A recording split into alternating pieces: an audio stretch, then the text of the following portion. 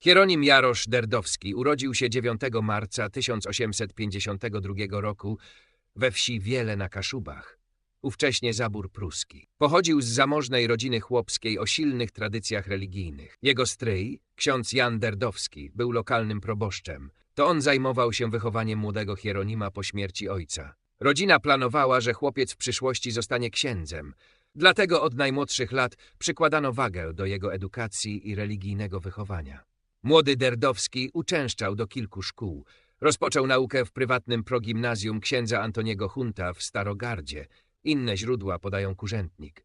Następnie kształcił się w gimnazjum katolickim w Chojnicach, tej samej szkole, którą kończył niegdyś jego ojciec i wuj. Był tam jedynym uczniem pochodzącym z Kaszub i już wtedy wyróżniał się niepokornym charakterem. Po 4 latach nauki został usunięty z chojnickiego gimnazjum za figle i wywieszanie patriotycznych transparentów w pruskiej szkole. Kontynuował naukę w gimnazjum w Braniewie na Warmii, gdzie dał się poznać jako wybitnie zdolny uczeń. W krótkim czasie stał się prymusem klasy. Co więcej, przejawił tam talent organizatorski, wydając własnoręcznie rękopiśmienną gazetkę szkolną Herold.